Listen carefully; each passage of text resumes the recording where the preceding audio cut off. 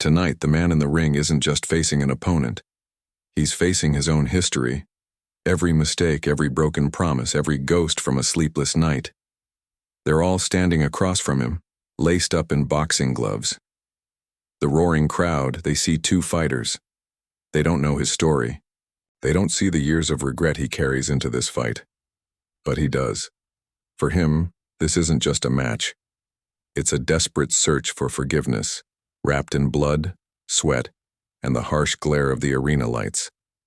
The bell rings, a sharp, piercing sound that cuts through the noise and settles deep in his gut. His first punch is thrown. It feels heavy, not just with the force of his muscles, but with the weight of memory.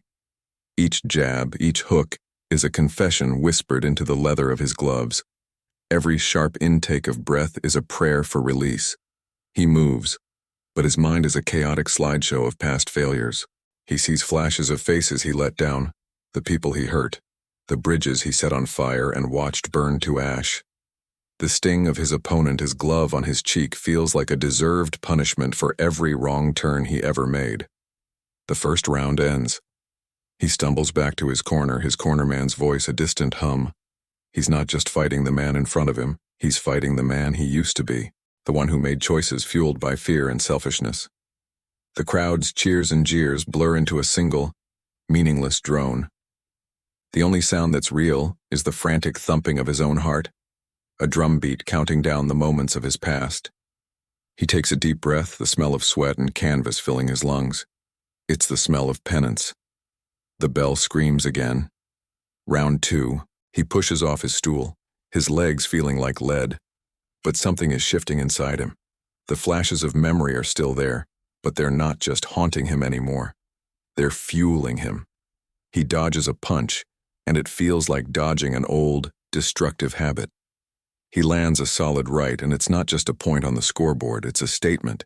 It says, "I am not that person anymore." He's not just throwing punches. He's pushing back against the tide of his own history. His opponent is skilled, relentless. Every time he gets hit, it's a stark reminder of his vulnerability, of the pain he's caused others. But with every blow he takes, he stays on his feet. He's learning that he can endure the pain.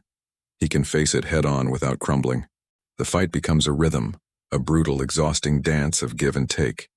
He's no longer just reacting to his past. He's actively engaging with it, blow for blow. The anger that once consumed him is starting to burn away, leaving something else in its place, something quieter, stronger.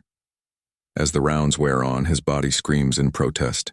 A cut opens above his eye, and the salty taste of his own blood is a constant reminder of the physical reality of this battle. But his mind is becoming clearer. The ghosts are fading. The faces from his past are no longer accusing him. They're just there. Part of his story, but not the end of it. He's not fighting to erase them. He's fighting to accept them, to understand that they are a part of the man he is today, but they don't have to define the man he will be tomorrow. He starts to see his opponent not as a monster, but as another man with his own story, his own battles. In the clinch, their chests heaving, he can feel the other man's exhaustion, his determination. They are two souls locked in a shared struggle, even if they're fighting for different reasons. This realization brings a strange sense of peace. The rage is gone. The desperate need for punishment is gone. All that's left is the will to keep going, to see this through to the end. He isn't fighting out of hate anymore. He's fighting out of a newfound respect for himself, for the journey, the final round. The bell sounds for the last time, and it feels different. It's not a call to war, but a call to finish what he started. He and his opponent meet in the center of the ring, a silent acknowledgement passing between them. They are both battered, bruised, utterly spent, but he feels a surge of energy he can't explain. It's not adrenaline, it's clarity. He sees an opening. It's not about aggression or dominance, it's about release. One last punch. It's clean, precise, and almost silent as it connects. His opponent drops to the canvas. The crowd erupts into a deafening roar, a tidal wave of sound that washes over the arena. But he doesn't hear it. The noise, the lights, the referee raising his hand in victory, It all fades into the background. His gaze drifts upward, past the blinding lights, to the darkness of the rafters above. In the quiet space he has finally carved out for himself, a whisper escapes his lips, meant only for him to hear. I forgive me. That night, he didn't just win a fight. He didn't just win a title or a prize purse. He won himself back.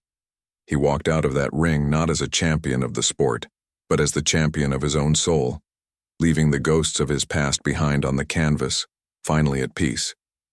He found his redemption not in the roar of the crowd, but in the silence of his own forgiveness.